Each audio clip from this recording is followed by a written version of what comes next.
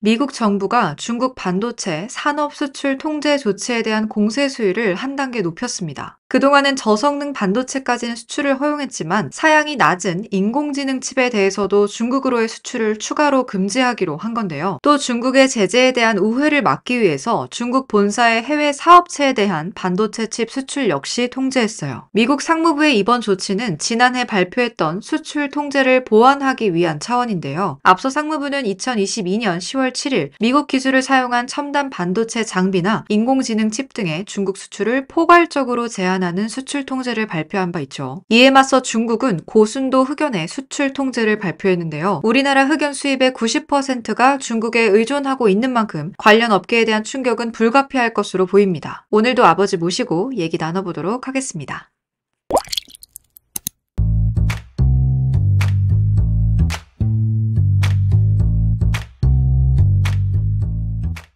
어떤 규제가 추가됐는지 조금만 더 자세히 알아볼게요. 미국 상무부는 현지 시간 10월 17일 AI 칩에 대한 성능 밀도 기준을 추가했는데요. 이에 따라 미국의 반도체 기업 엔비디아가 중국 전용으로 만든 저사양 AI 칩인 A800과 H800의 수출마저 통제된다는 것을 의미합니다. 또 모 기업이 중국이나 마카오, 미국의 무기 금수 대상 국가에 소재한 업체에 대해서는 소재와 상관없이 반도체 수출을 금지하기로 했는데요. 미국의 무기 금수 국가에 반도체 장비를 판매하기 위해서는 별도의 라이선스를 받도록 했어요. 무기금수 대상 국가는 아프가니스탄, 아르메니아, 아제르바이잔 등 총 21개국이 포함되죠. 진화 러몬도 상무부 장관은 전날 저녁 미국 언론과 진행한 사전 브리핑에서 중국의 군사 용도의 핵심적인 AI와 고급 컴퓨팅 기술의 돌파구를 만들 수 있는 첨단 반도체에 대한 중국의 접근을 제한하는 것이 목적이다라고 이번 조치 이유에 대해서 밝혔어요. 이번 조치로 인해서 타격을 받는 반도체 기업들이 많겠죠? 상무부는 구체적으로 핀팻 기술 등을 사용한 로직칩 18나노 이하 D램 그리고 128단 이상 낸드 플래시를 생산할 수 있는 장비나 기술을 중국 기업에 판매할 경우 허가를 받도록 했는데, 이 조치에 대해서 애널리스트 고밍치는 이번 규제의 타격이 인텔이 가장 크고 그 다음 엔비디아, 그 다음 AMD 순으로 크다라고 평가했어. 엔비디아도 규제 조치 발표 이후로 8% 가까이 주가가 떨어진 걸로 알고 있는데 인텔이 더 피해가 클 수 있나 보네요. 상품 포트폴리오에서 주력 판매처가 어디냐가 굉장히 중요한데, 인텔 하바나 가우디 2 칩의 주요 고객이 중국이야. 아무래도 작년 10월에 발표했던 규제에는 포함되지 않았었는데 이번 규제에 새롭게 포함됐으니까 가장 아플 수 있는 회사라는 것이지. AMD는 주요 고객이 북미의 클라우드 서비스 제공업체이기 때문에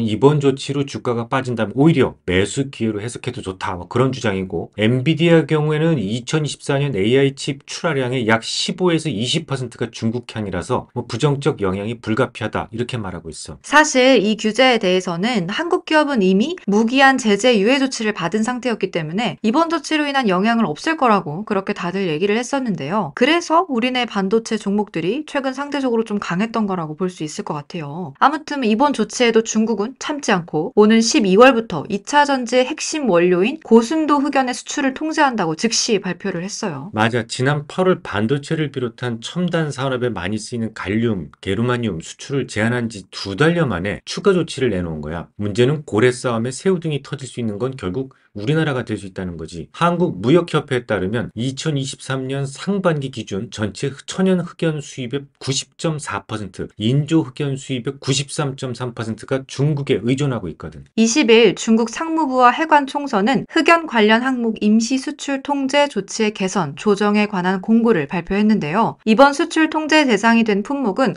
고순도, 고강도, 고밀도 인조 흑연 재료와 제품, 그리고 구상 흑연, 팽창 흑연과 같은 천연 인상 흑연 제품들이에요. 수출 통제는 2023년 12월 1일부터 적용되기로 했고요. 이와 관련해서 중국 상무부 대변인은 기존에 임시 통제한 구상 흑연 등 고민감성 흑연 품목 3종을 이중 용도 품목 통제 리스트에 넣기로 했다, 이렇게 얘기를 했어요. 거기서 이중용도 품목이라고 하는 것은 민간용으로 생산하긴 했지만 군수용으로 전환 가능한 물자를 의미하는데 딱 미국 흉내를 내는 거야. 미국이 중국에 대해서 AI용 반도체나 혹은 반도체 장비 판매를 중단하면서 했던 말이 바로 그 이중용도 품목이었거든. 중국 상무부 대변인은 이어서 철강, 화학, 공업 등 국민 경제 기초 산업에 주로 쓰이는 용광로용 탄소 전극과 같은 저민감성 흑연 품목에 대한 임시 수출 통제 조치는 취소한다. 이미 관련 국가와 지역에 이번 조치를 통보했다. 수출 통제는 비확산 등 국제적 의무 이행과 글로벌 공급망의 안정과 안정 보장, 국가 안보와 이익 보호에 도움이 될 것이며 이번 조치는 어떤 특정 국가를 겨냥한 것은 아니다라고 말을 했어요. 그러니까 용광로연과 같은 경제 기초 산업용의 흑연은 계속 수출하겠지만 2차 전지 핵심 소재인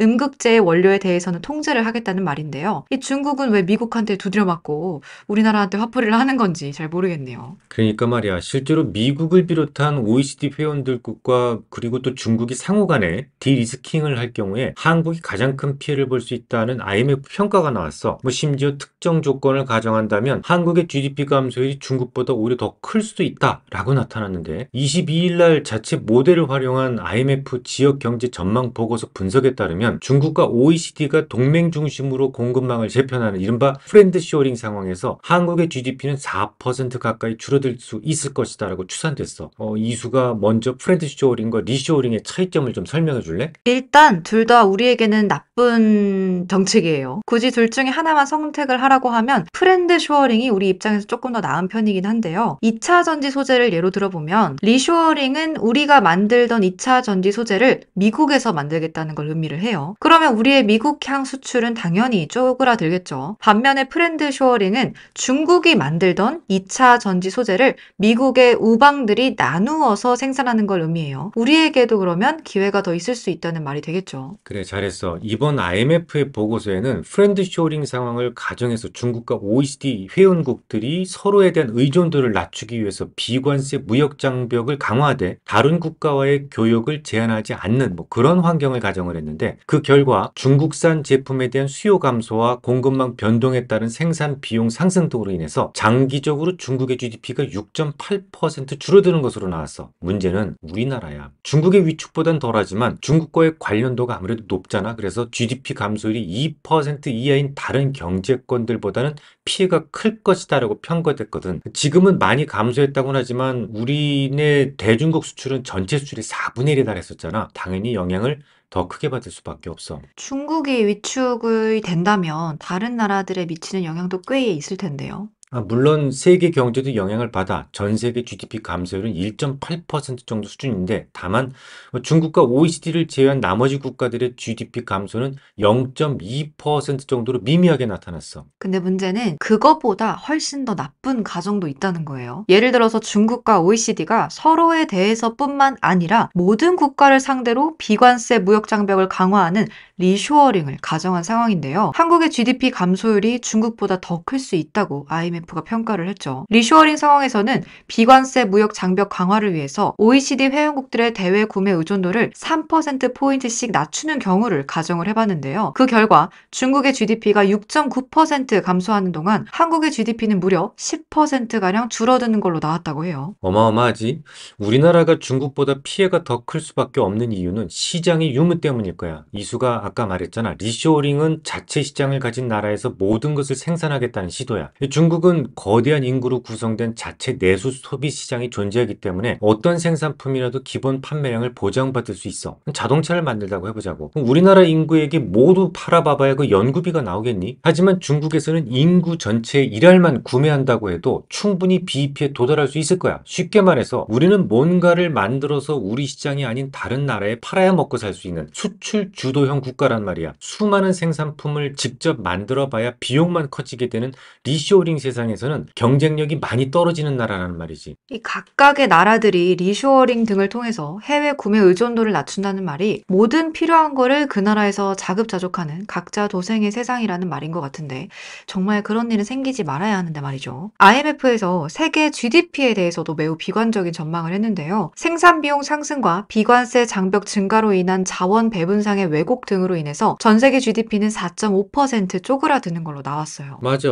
리쇼어링은 세상을 정말 위험하게 만들어 대외 구매 의존도를 단지 3%포인트만 낮춘다는 그런 보수적인 가정하에서도 공급망 교란으로 인해 물가는 오르는데 GDP는 쪼그라드는 이른바 스태그플레이션이 장기간에 걸쳐 진행될 가능성도 있고 말이야. 그렇다고 프렌드 쇼어링의 세상도 우리 같은 수출 주도형 국가들에게는 안전하지는 않아. IMF에서는 단지 비관세 무역 장벽을 강화하는 것만으로도 우리네 GDP 감소율은 4%에 달할 것이다 라고 주장하고 있으니 말이야. 미국의 증시가 하락하는 경우 우리는 낙폭이 더 심하고 또 미국이 반등을 주는 상황에서도 우리네 반등은 무척 소극적인 이유가 되겠지. 그럼 이제 정리를 해볼게요. 미국의 대중국 반도체 산업 수출 통제 조치에 대한 공세 수위를 높인 추가적인 발표에 중국 역시 고순도 흑연의 수출을 통제하며 반격에 나섰는데요. 이런 상황에서 IMF가 발표한 보고서는 결국 미 중간의 주도권 싸움이 지속되는 건 글로벌 경제를 모두 압박할 수 있고 특히 경제 규모가 작고 수출 주도형인 나라들에게는 훨씬 더 큰 피해를 입힐 수 있다는 점을 경고한 것이라고 생각이 됩니다. 미국이 뭔가 중국에 대한 제재안을 새롭게 발표한다는 말이 나올 때마다 우리네 주가가 이상하리만큼 상대적인 약세를 보여온 걸로 입증이 되겠죠. 언제쯤 패권 싸움을 멈출지